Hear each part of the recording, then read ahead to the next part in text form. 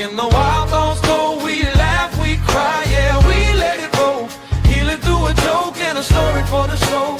This that LeVar Walker show. Turn it up loud, let the whole block know. From pain to punchlines, watch the wisdom glow.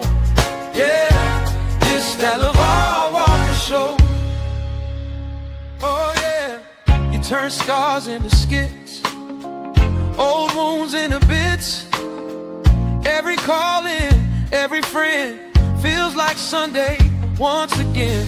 From the grind to the glow up, glass half empty, you pour more up. You take the weight we hold below and lift it on the LeVar Walker show. This that LeVar Walker show, where the real ones talk and the wild thoughts go. We laugh, we cry, yeah, we let it roll. Healing through a joke and a story for the soul. This that LeVar Walker show. Turn it up loud, let the whole block know. From pain to punchlines, watch the wisdom glow. Yeah, this that LeVar Walker show. Hey, some days heavy, some days light. You still find a way to make it feel alright. When the world's too loud, when the bill's too high, I press play, hear your voice, and I remember why. This that LeVar Walker show, where the real ones talk and the wild thoughts go. We laugh, we cry.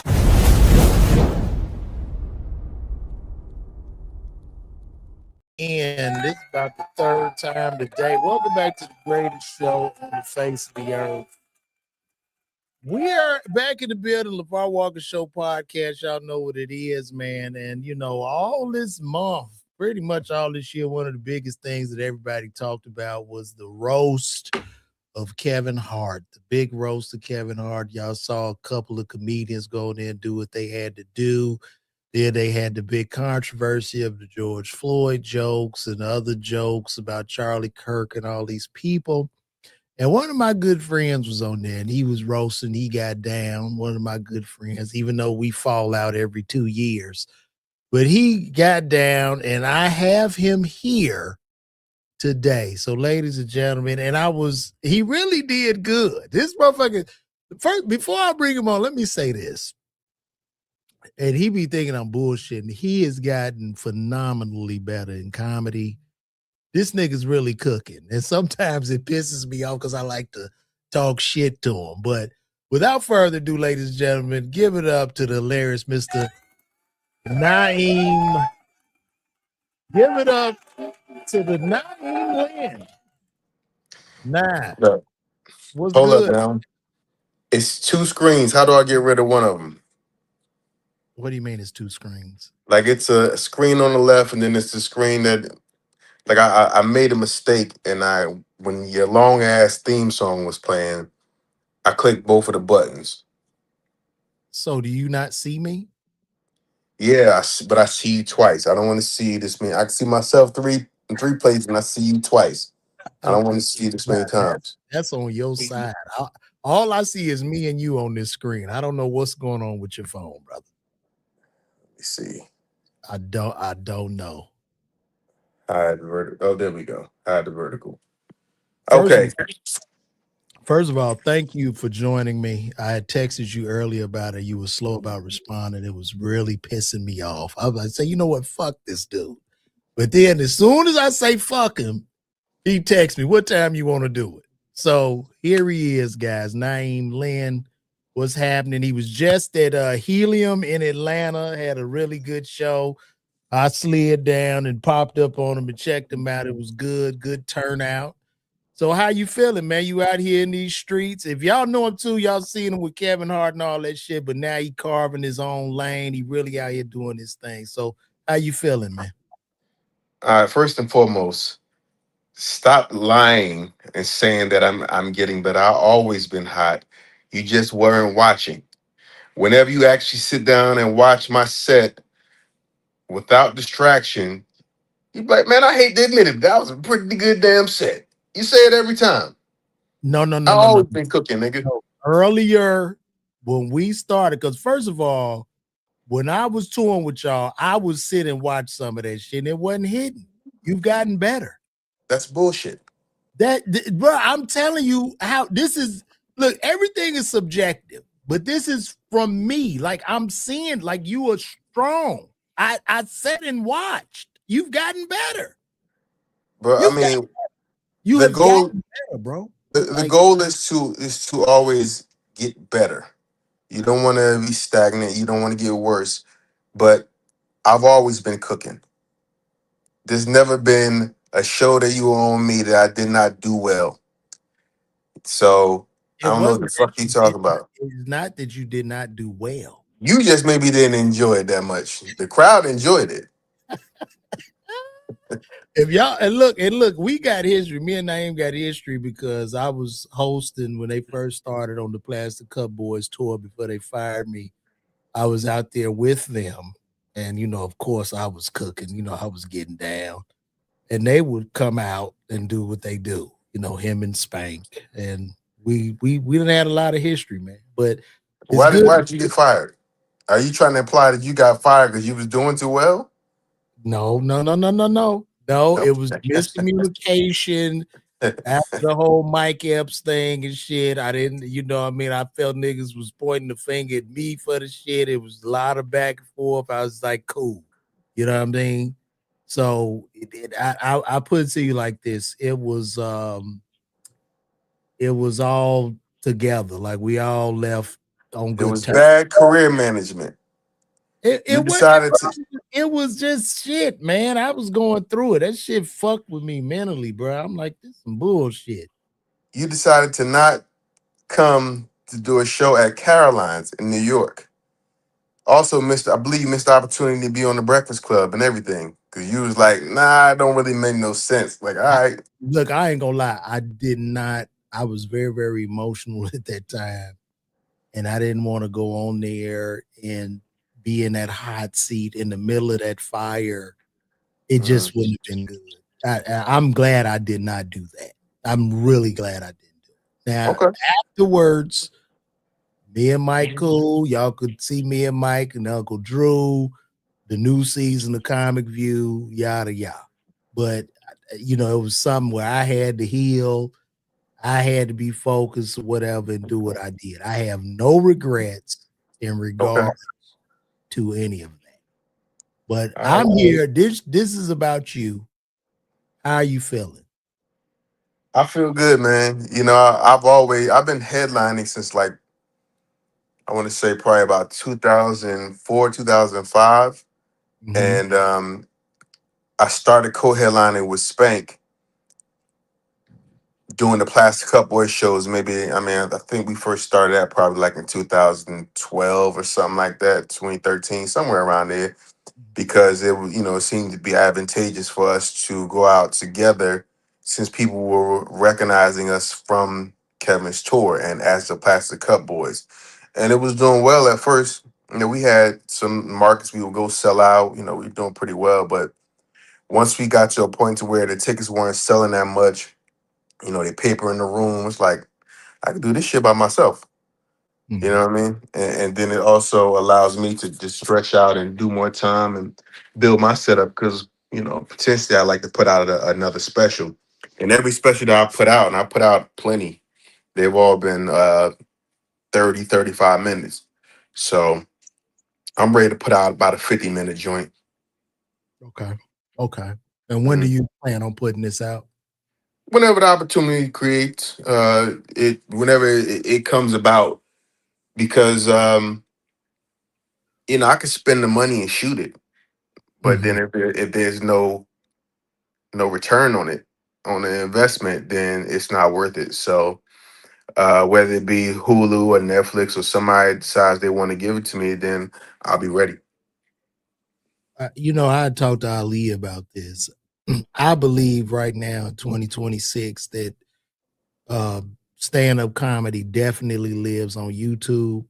I Hmm. believe too that your special, and me and Ali had talked about it, your special is a commercial. And you should be able to see some type of lift in ticket sales after the special goes out. So you might not see it like You put it out on the tube, it generate a little bit of income. You chop it up and all this shit. You got all the clips, and then you Mhm. start to see the residual effect of the special, where it Sure. won't necessarily just pay you immediately. So, would you be willing to just invest and put it on YouTube? I think that's the way to go. So I've already done that. I got a special on YouTube that I put out 2 years ago, and the views are trash on it. But the feedback on of the people that watched it, they loved it. It's like 35 minutes, um, but it just not getting the traffic.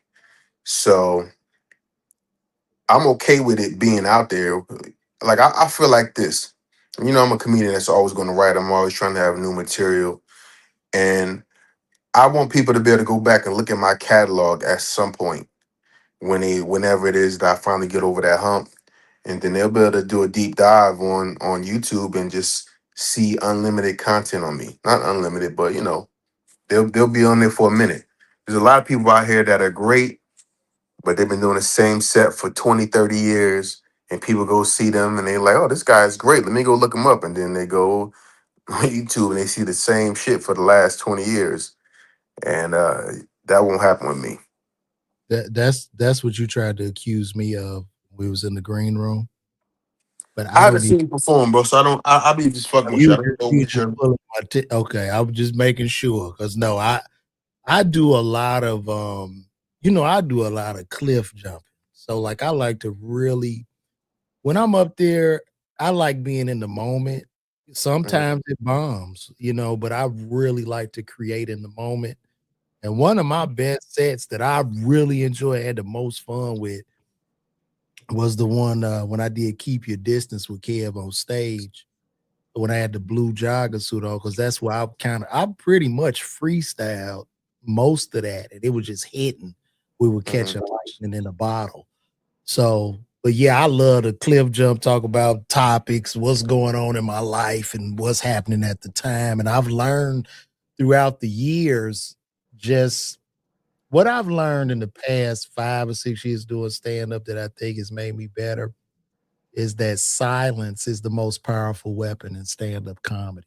It's not the cheap laugh, it's silence. If you get them to pay attention and you're able to give yourself that room and you're able to create in that space, that is a very powerful, powerful tool. And I never knew that because coming up in Uptown, coming up in very, very difficult urban rooms, you had to be so fast coming out of the gate. You see what I'm saying? So we were kind of trained like abused puppies or some shit. Well, nigga got a cadence. Shit, you ever be at the store with the motherfucker open the door? Bow! They just running, running, running. And it's like you're not really setting it up. You're not taught. You have a conversation, nigga. How was your day? You know what I mean?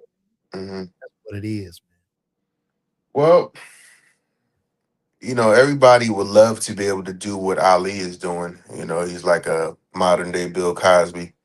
He man. sits down, he takes his time. One of the things, like I've been paying attention to him and really trying to understand the art of storytelling and why he can keep their attention like that. So what he's doing is he has levels. So it's a calm setup. He gonna paint this picture for you, and then he gonna get up and act it out. So that's what I believe is what's capturing them so much, because you could like sit there and tell a story, and if you it can get boring.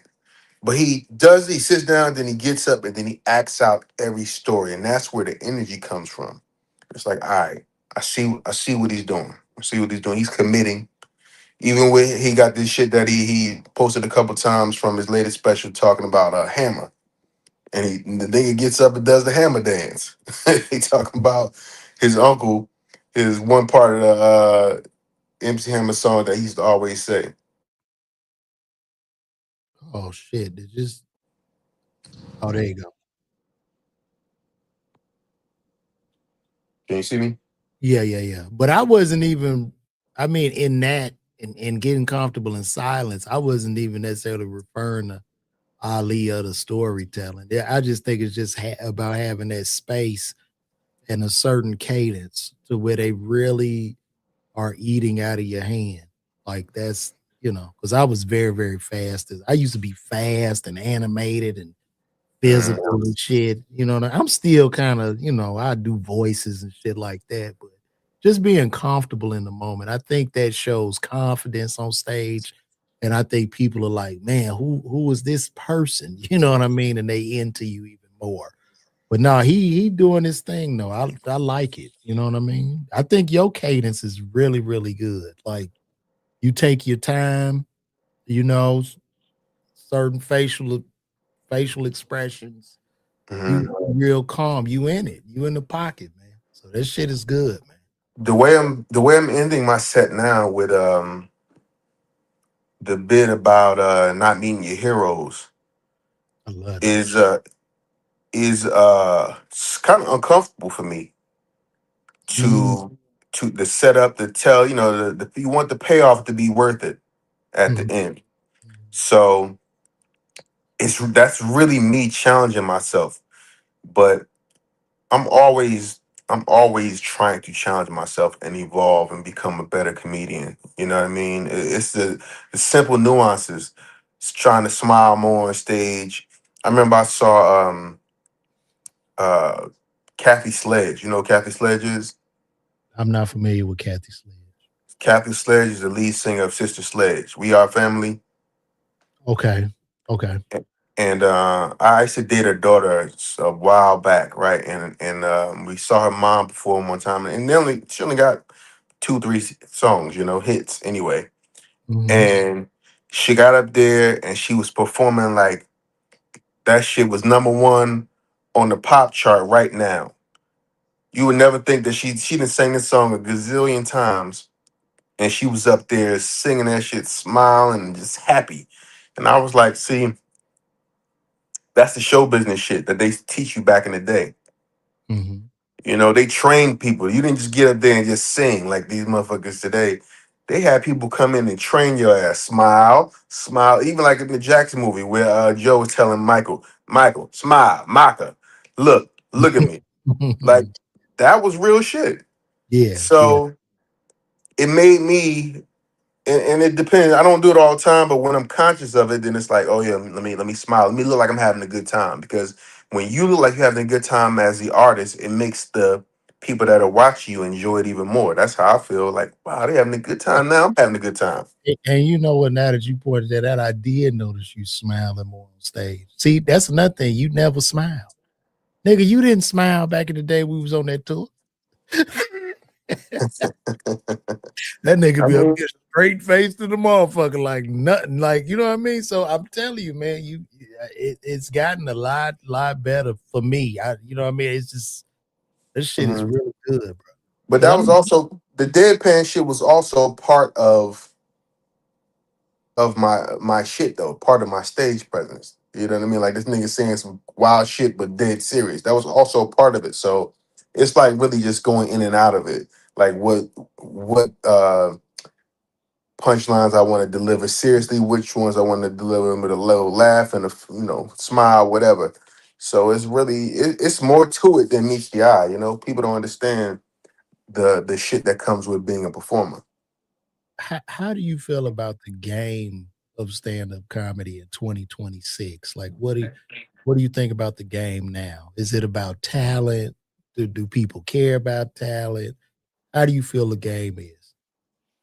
Man, I really don't even be keeping up with what other people. I mean, of course, you on social media, you can see who's doing well. You can see Mhm. Mojo is killing right now, and Desi, and just that next generation. You see them kind of carrying the torch. Um, I know as far as selling tickets, I think we're not really in that pocket anymore of when people used to just be like, "Hey, let's go to a comedy show." Just the random people at your shows, and the clubs are not doing a great job of promoting. They still doing the little bullshit. You might have to do some press, some radio, and people don't even fucking listen to radio like that no more. Mm. So you really got to take things into your own hands. So I'm just trying to figure out what that is. You know, we talked about it the other day how followers don't translate to ticket sales all the time because the people that follow you on social media, they may be following you just for what you're doing on social media. So I'm getting you my could, ass killed out here. yeah, Trust me. I know.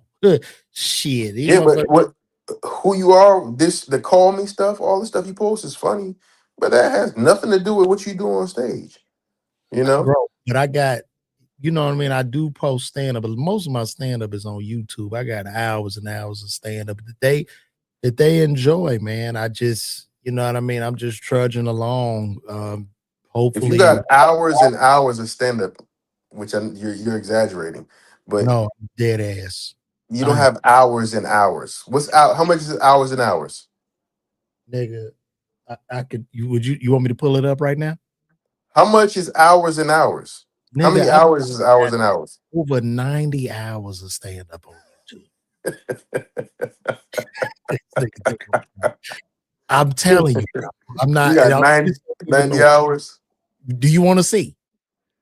bro. You have 90 hours of I can stand up, pull this shit up right now.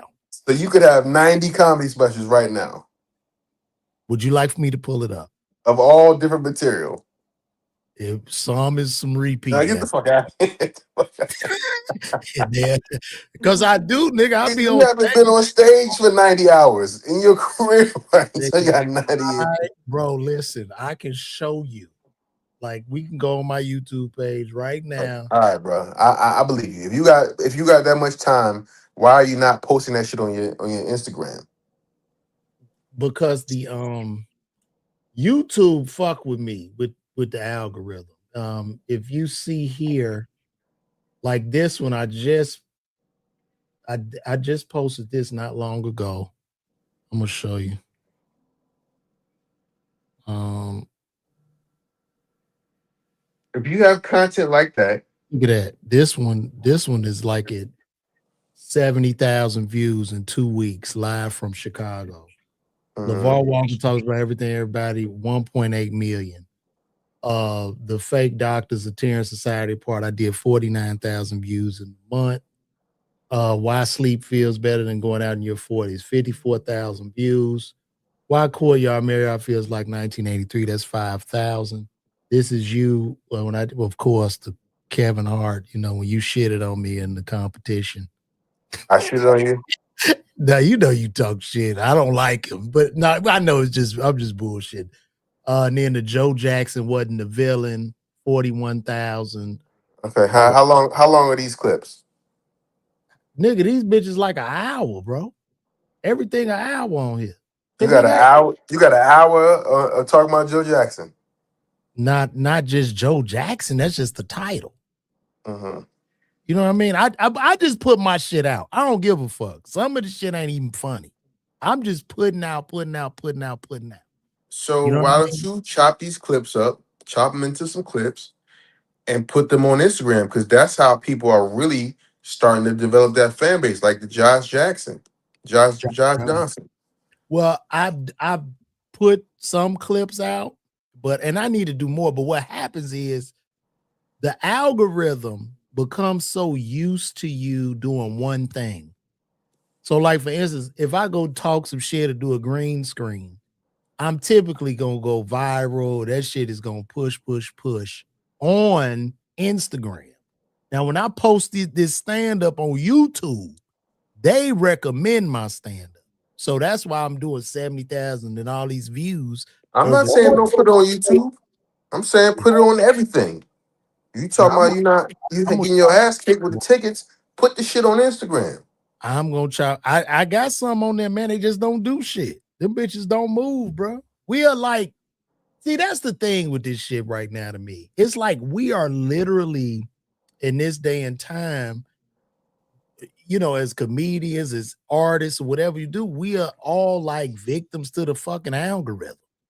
So the reason, and I'm gonna tell you something, the reason my stand-up goes so well on YouTube is because of like the Kevin Hart when I won Miller, that went crazy.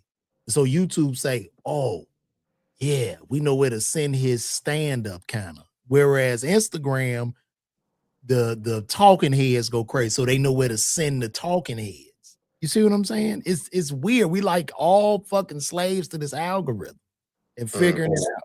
So each platform is inherently different. It's weird. But I post more shit. I got a lot of shit out there.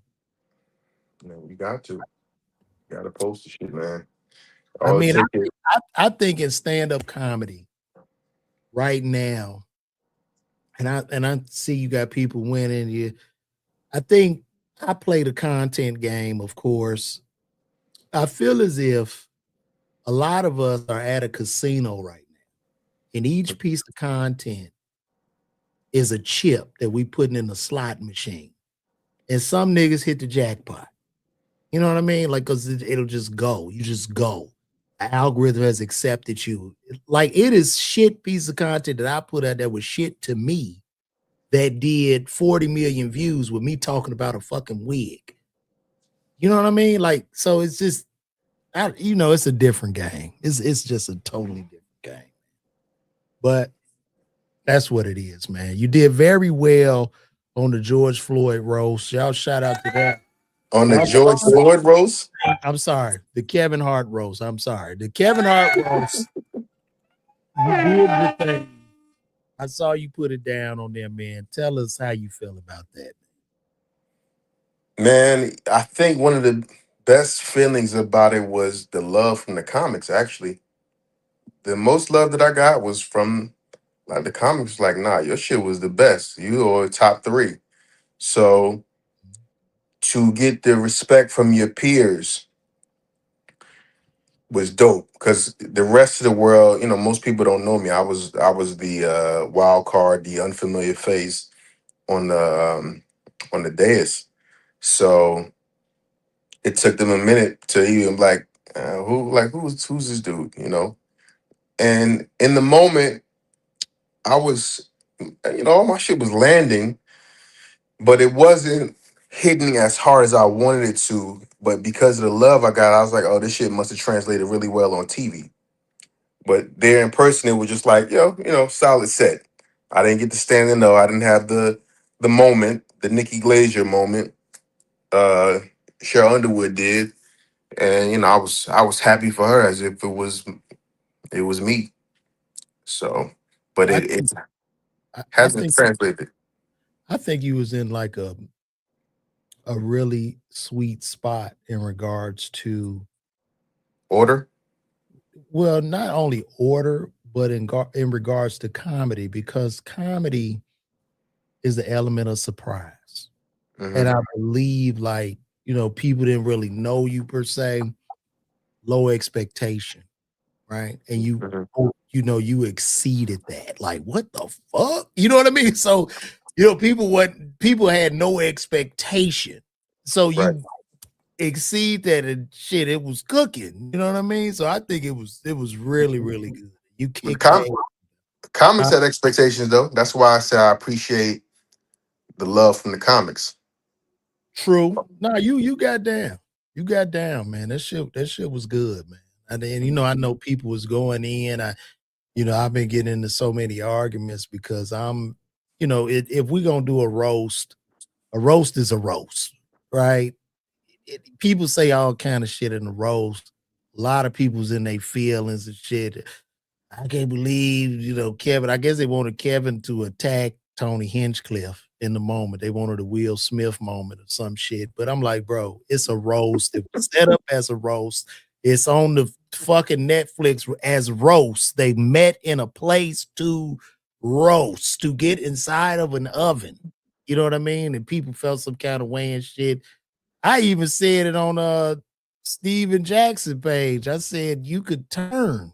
This nigga hates me. I said he was complaining to some about the roast. So I said, you don't have to watch it. That's all I Well, said. it's personal to him because George Floyd was his man. I get what you're saying, bro, but all I said is you can turn the channel. That's all I said. You don't have to watch this shit. Yeah, but it's more than that. It's about some people complain that didn't watch the shit at all. It's just about the climate. which is never going to end. It's always going to be the same climate, basically. But people just wanting those type of things not to be said. The backhanded racism shit and shit that, like, I talked about this shit many times. The George Floyd joke, it shit wasn't fucking funny, and it was just like it was kind of like why, what do we? But then at the same time, shit, I could the least the niggas that caught strays from me are alive. Yeah, 'cause you hit Dave Chappelle in the back a couple of times. Yeah, Lamar Odom. Lamar Odom caught stray. Yeah, yeah. And then too, you know what I mean? Like I say, it was rounded out to me because shit, Charlie Kirk, you know what I mean? It ain't like they didn't shoot at Charlie Kirk. They talked about Peace Davidson daddy rolling in the rubble. I Yeah, mean, but they've done that everything he's been a part of. Every roast that he's been a part of, they talk about his dead daddy. and then Cheryl Underwood getting a husband that committed suicide roasted, and Kevin, his dead mama, having a relationship with the fucking Green Mile. Like, what the fuck? Like, you know what I Who mean? said that? Uh, I think it was Regina Hall. She was talking Okay. about his mama in heaven fucking the Green Mike, Mile. Mike Clark Duncan. Yeah, nigga, like, and then talk about Kev's daddy on crackhead that's dead. I mean, you know what I mean? I'm like, what the fuck? Like, just let him say whatever, man. And Yeah, shit. but those people were not killed by the police. That's the difference. You know what I I mean? get it. I mean, but to have somebody commit suicide, they knew like that's kind of come on.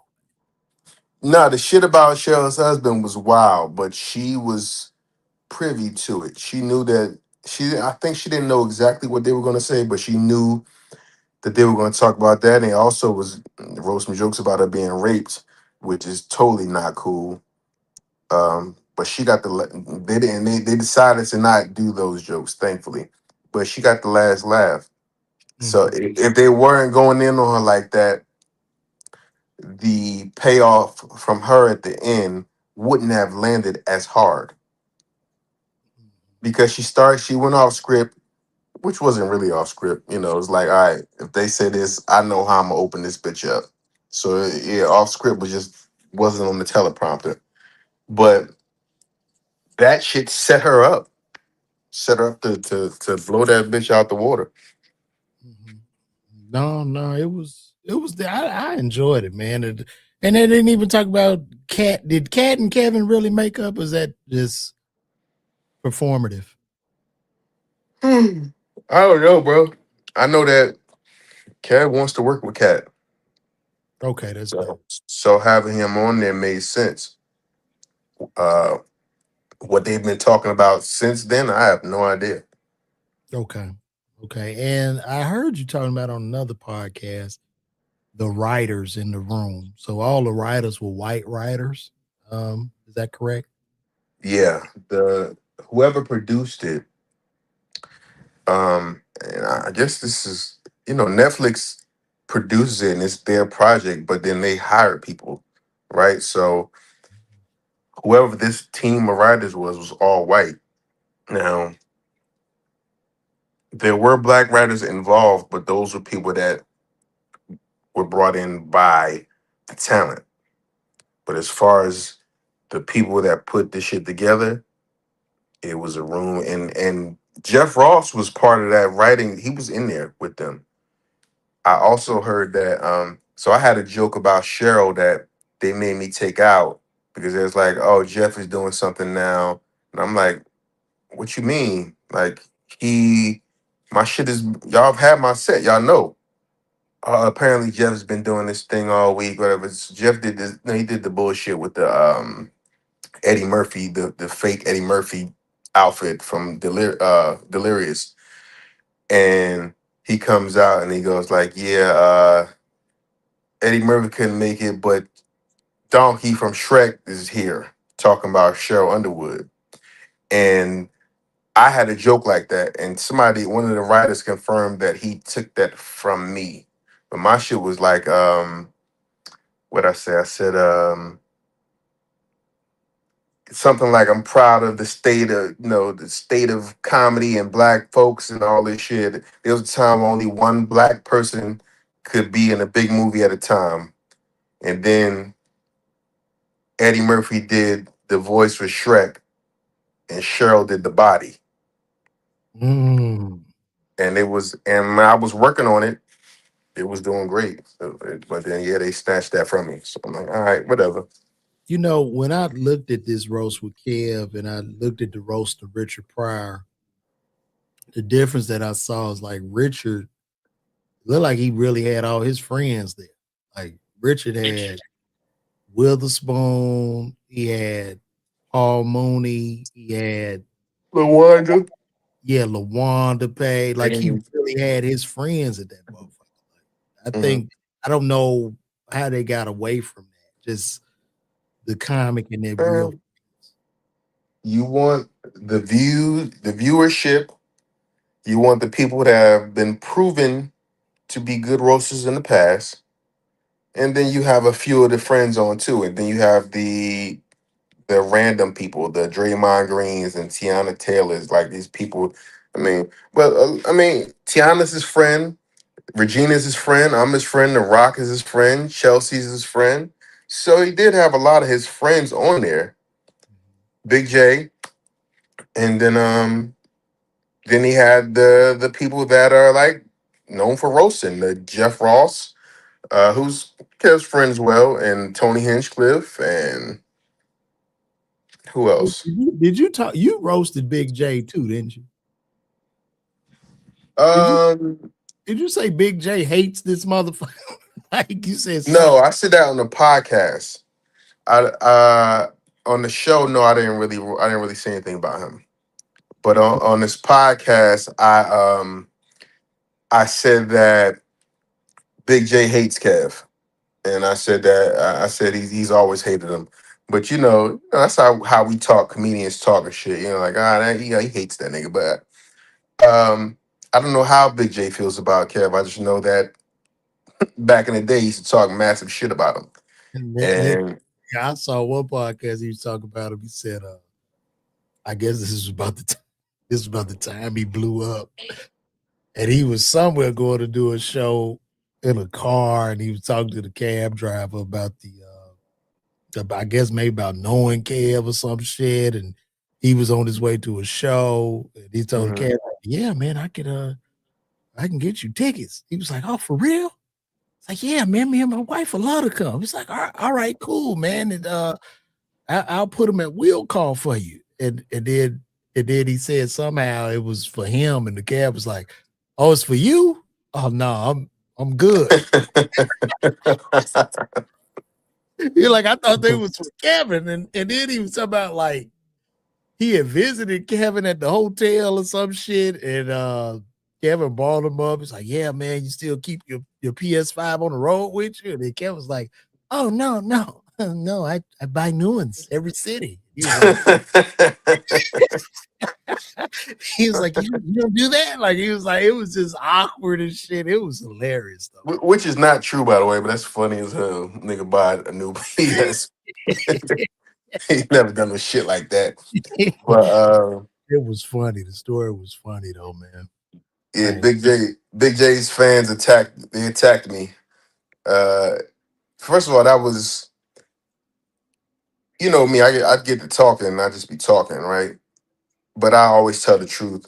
But that was whack that they used that as a clip.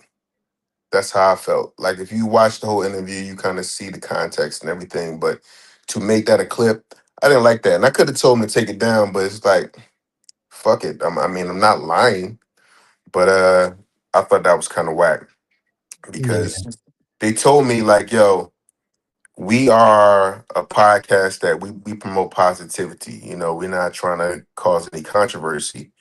And then they put up all these controversial clips. They chopped up some shit I said about Kev. Well, not chopped it up, but just didn't give full context. So it looks like I what don't like podcast this was nigga. that again? That was the TFU podcast. Which part?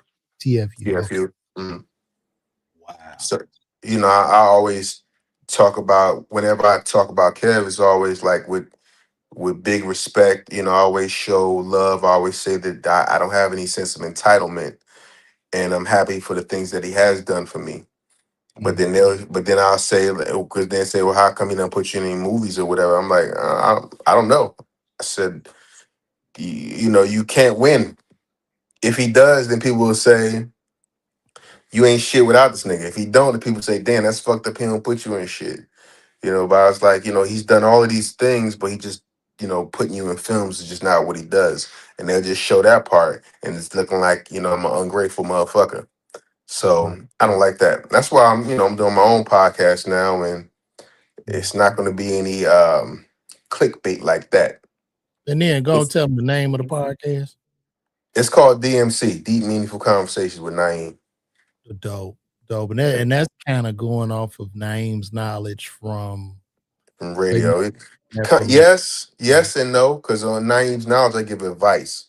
So I'm okay, not really giving advice. I'm just trying to I'm having entertainers on, and people that are not even entertainers, um, and just like having deep conversation instead of the shallow shit. Because we go on these interviews and they all ask the same fucking questions. What made you want to be a comedian? And how long have you known Kevin? It's always like a whole bunch of questions about Kevin because you can't get this nigga, so you gonna have me on and try to find out shit about him. So I'm starting my shit. I got the space. I'm like, yo, everybody's doing them. I got a lot of shit to say. I might as well just start mine. no, that's real shit. I ain't mad, nigga. Content is king. Let me ask Yep. you this: in 2026, I'm a new comedian. I come up to you. What advice would you give me? What advice would you give a new comic that's just starting in 2026? Someone that's new or someone that's trying to start, like Some has aspirations. someone that's new. Ask me a question.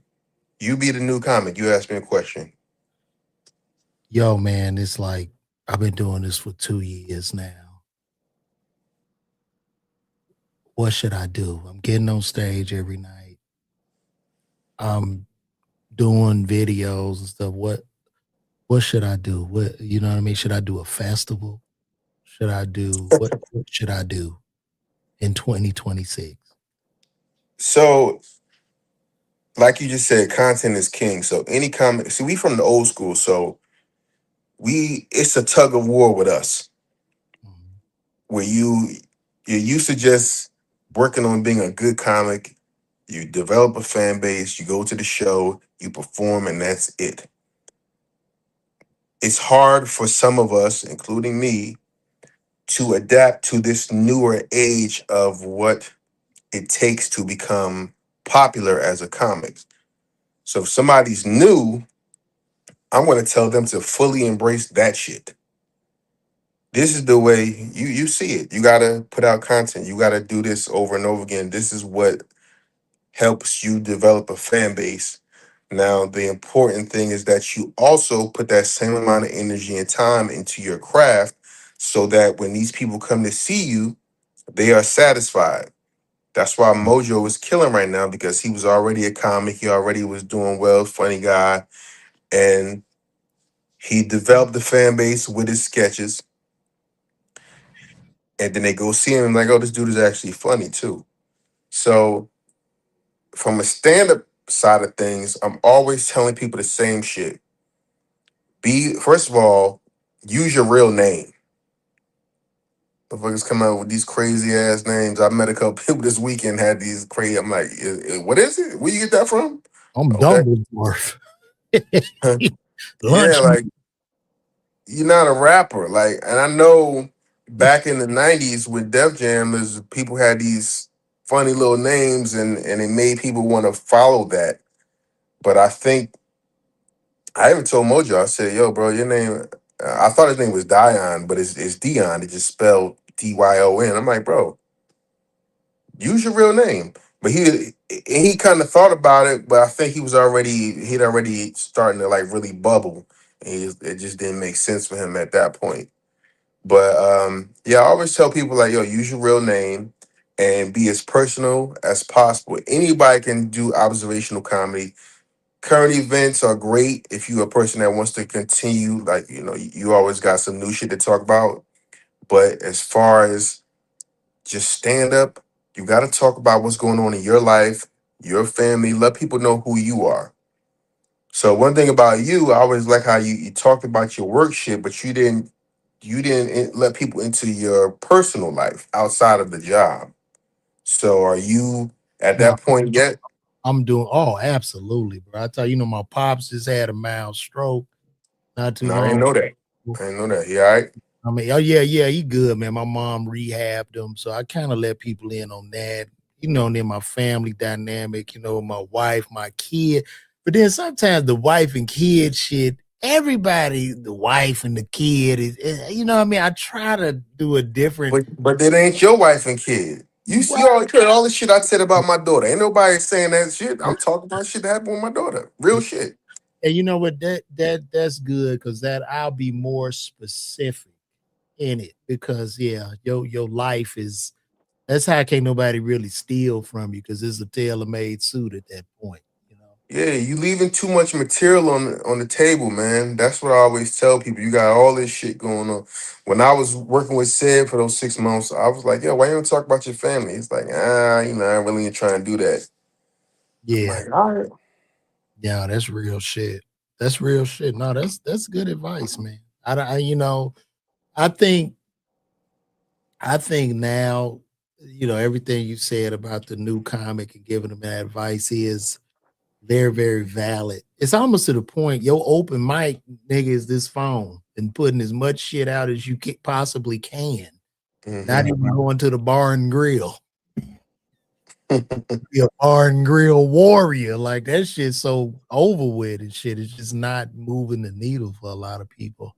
And like I Yeah. said, even me, like my ticket sales has really been in a slump this year. I mean, I over the years I've done cool up and down certain markets, but it has really been tight um this year for me. So I'm trying to figure this shit out, man. The funny AF did wonders for the people that were on there Hmm. because they actually got to see them do some stand up. So, yeah, the roast was 5 minutes of me just talking shit about people. There was no stand up. Now, if I was on Funny AF and made it to the finals, Would you want to do a competition show at this point in your career? Because we've I'm been no, I'm. It's too late for that for me. I did the stand up for diversity. That was 20 years ago now, actually, and that changed a lot for me. But it wasn't televised. and you got the holding deal, didn't you? Yeah, Them motherfuckers cheated me, bro. I didn't. You didn't make it to the finals. You's a goddamn lie. You were there. Oh, you talking? I'm talking about my year. Oh, not your year. I'm talking about the year I did it. We was in Hollywood off Melrose. I Uh, smashed that motherfucker. I mean, smash. But they who didn't. who won? Some Mexican kid, man. I forgot his name. I Uh, don't. Let me see. Stand up for diversity. I think that was 2014. That you was sure I was there? yeah, because you pulled up on me. We was chilling. Yeah, you pulled up on me. Stand up for diversity. I'm gonna tell you the guy's name. Matter of fact, people was congratulating me outside because I had smashed so damn hard. You know what I mean? I think the kid's name was Guerrero. Nick Guerrero. Nick Guerrero wins stand up NBC showcase lands holding deal. Nick Guerrero. Do you know who that is? Oh shit. I guess his Wi-Fi went out.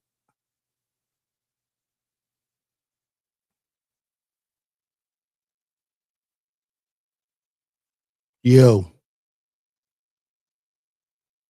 I think he gone, yo.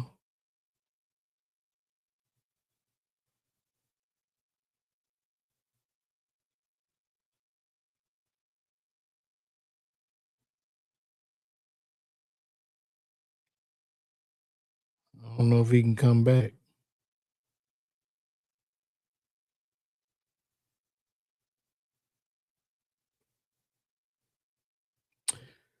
Well, I think Brother Nas gone. I'm gonna see if he come back. I don't know. Can you let me see? Can you get back in?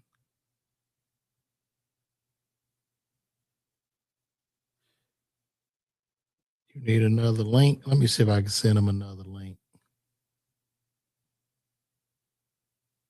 Mm,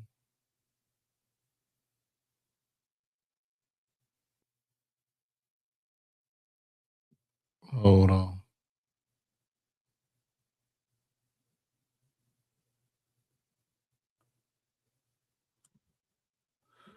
Let's see if he get back in. Let's see if he can get back in, y'all. Oh, there you go. Okay. No, Yeah. the guy that won was Nick Guerrera. Nick Guerrera woman. Spanish kid. But Oh, yeah. I mean, it was decent, but shit, I goddamn. You know what I mean? I goddamn. I mean, I did all that pharmacy shit, and them niggas stole my pharmacy shit. I saw a lot of my jokes on an NBC sitcom. They had a pharmacist in that bitch, and then he was at the counter going, "Yeah, can you believe I got this doctorate degree and they're making me ring up chips?" I'm like, these niggas, when I tell you they stole that shit from me, like 100%. And my cousin is sending it to me. I'm like, damn, nigga, they got me. But I didn't make no fuss over it. It is what it is. But yeah, man, he got down. But I ended up doing like last comic stand, and you know what I mean? I did the semifinals and all that shit. And that was pretty good. Jesse, what's his name? What's that comedian name? Jesse Hasselnick. Nickel. I don't know. What's the comedian name? Nickel Hasselnick, Jesse something. He I was don't the know. host. I was on there with Miss Pat when Clayton won. Clayton English won my year. Mhm. Anthony Jeselnik. I'm sorry. He was the He host. was. Oh, okay. Yeah. Anthony Jeselnik. Mhm. Mhm. And Norm McDonald gave me a lot of love. Norm McDonald fucked with me, bro. That was Mhm. dope. Norm McDonald, Roseanne, Keenan kind of hated on me though. He was like, "Man, you keep talking about being a pharmacist." I said, "Nigga, because I'm a pharmacist." I'm like, that's like you do a motherfucker talk about being black, nigga. You know what I mean? If I'm black, I'm black. Like, what the fuck? But it was love. I was shocked Keenan did that because they had flew me out to do that new and living color in Mhm. 2012. They flew me out to LA for that shit. I Mhm. sat with Keenan and he chopped it up with me. The shit was surreal. That shit was surreal. But that's what it is, man. I'm glad you came on here with me today, bro. You got Yeah, anything man. coming up? I know you at Stardome. Yeah. Everybody, if you in Birmingham, check him out this weekend. He be at Stardome this weekend. So pull up on. Yeah. One show Thursday, two Friday, and yeah. Then I'm in Raleigh next weekend at Good Nights. Does Helium on that too? I don't know. I don't think so. But Good Nights, they got a new place. They're not the Oh, same yeah. spot they was at before. I've never done Good Nights.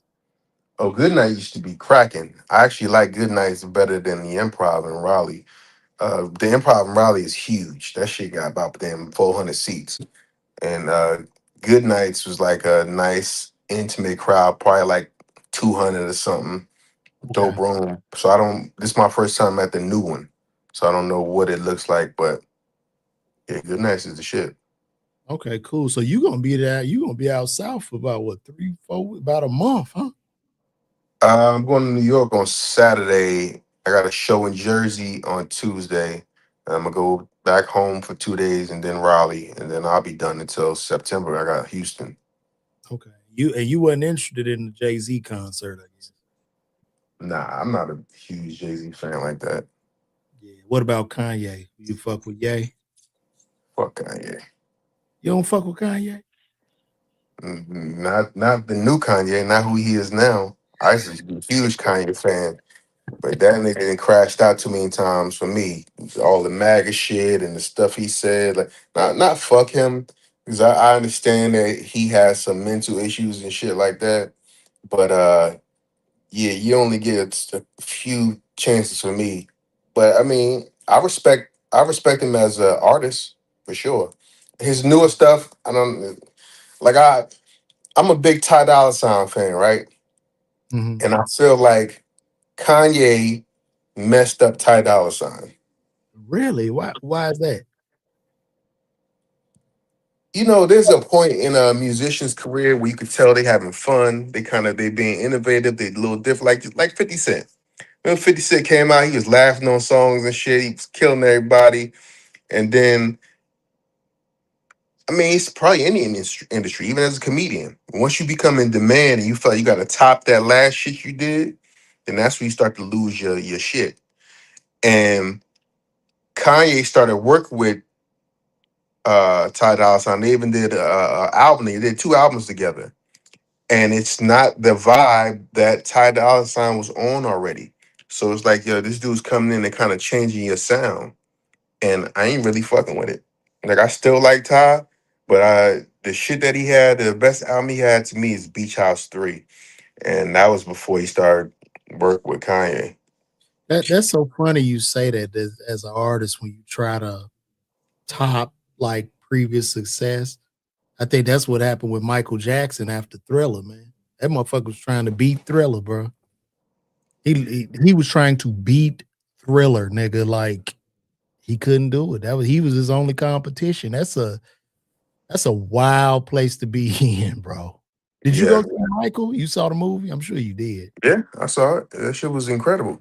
That shit was crazy. Jafar definitely deserves an Oscar. He gonna get it, no doubt And, about it. and shout out to Jafar's mama who had babies with both Jackson's brothers. If it wasn't for her, we don't have Jafar. Okay, we don't have this movie. So, Hmm. she climbed the Jackson family tree and is now a branch on that tree. It's all right. I got a whole bit I do about that shit, nigga. That's some dirty shit. Jermaine ain't shit for that, bro. Jermaine ain't shit, bro. Didn't even stay with her. You wanted this motherfucker. You want your brother lady so bad. That's nasty, my nigga. Hmm. That's nasty, bro. I got one brother, man. I see my brother, his lady, you sell out nigga. Now I'm in married and got a baby with a. What type of shit is that, man? Yeah, at least just like fuck with her on the side. Like you, you married and had kids with her. Nigga, you don't even fuck that. Now you dirty for that. You don't even fuck with her on the side. All Nigga, that pussy as a all Jackson brother, all that nigga. shit is wrong as fuck. I'm just saying it's levels to the disrespect. You know what I mean? He shouldn't do none of that shit. All of it's dirty. But Like, for him to be open, like, nah, this is my wife now, and we having kids. look, how awkward is Thanksgiving? Randy ain't going. And nigga, this is just like five heartbeats. JT, you got to have all the women, JT. Nigga took duck bitch. Man, that shit is nasty. But it's like Randy already had the kid with her though, too, bro. He had multiple kids with her. Bro, have you heard that story Chris Spencer tell about Randy Jackson? What you say? So Randy Jackson was in LA and Keith Washington was in LA too. So they was talking or whatever. And he said, "Yo, Keith, you ever met Michael?" So Keith was like, "Nah, man, I ain't never met him. Really?" He's like, "You want to meet him?" And then Keith was like, "Yeah, man, I would love to meet him." So nigga, they get in the car, they drive all the way to fucking I don't know where's Neverland, that Encino or somewhere. Santa Barbara Yeah, somewhere. That shit like an hour, 2 hours away. nigga, they drove all the way to that motherfucker, right? So they at the gate, they in the car, they at the gate. So Randy rang the bell and Michael answered. Hello? Randy was like, "Hey, what's up, Michael? I got Keith Washington with me, man. We wanted to just come see you." And Michael goes, "Randy, what day is family day?" And Randy was like, "Sunday?"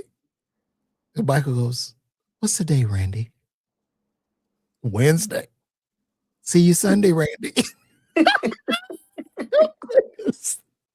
had to drive back to LA, bro. They ain't even open the fucking gate. I was like, oh, that shit is hilarious, nigga. Oh, Michael didn't want to be bothered with their ass, nigga. And when Kev say, I saw Kev on some interview, that nigga said Jermaine Jackson just popped up at the house, nigga, in the theater gear. Say the nigga had on some shit from the Victory Tour, nigga. Like he said, Kev say he came to the door, Jermaine Jackson was out there. Hey, brother, I was just in town. I just want to tell you I love you. I think they lived in the same community at that time. The Victory Tour shit on, nigga. That shit was hilarious. But I love, like, bro, I've been listening to that old Jacksons, man. Them niggas had hits for days, man. I mean, that motherfucking music was so cold, dog. What was that song they did on the Carol Burnett show? And they moving side to side like they on ice, man. I think it was Forever Came Today. That shit. You sure it's not Cher?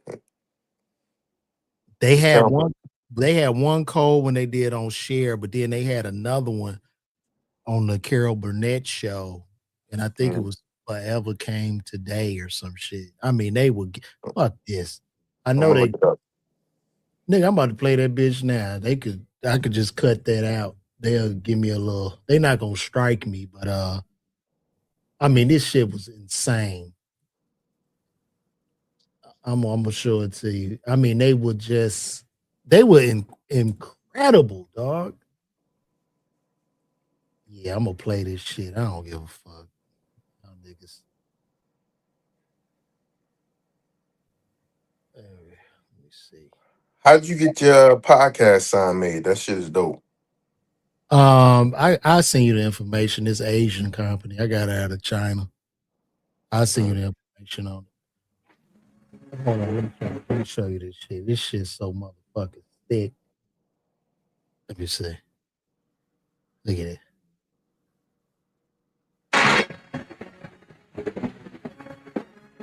Well, look at this shit. And Jack and Marlon back there stealing money. Nigga, did you see that nigga unwind himself in that cord? Did you see that? He always do that. That's his move. He spin and then he jump like, jump, get out of it. Bro, that was, look at it. Oh, that's beautiful.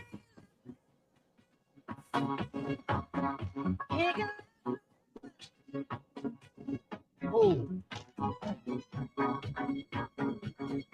See, this back when you needed real talent.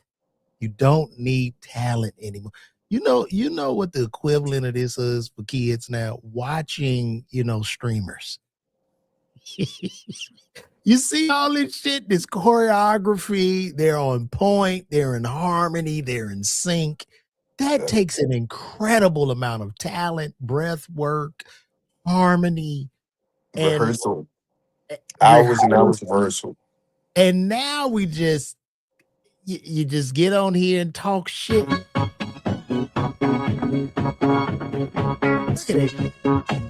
Darling, ooh, my darling, Mike is smooth as hell, boy.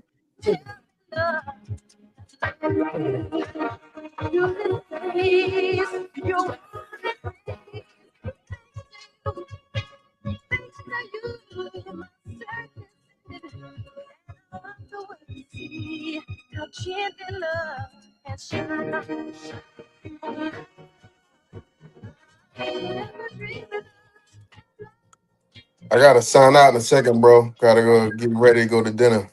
Oh, where you eating at? Man, I'm about to try that Wagyu house.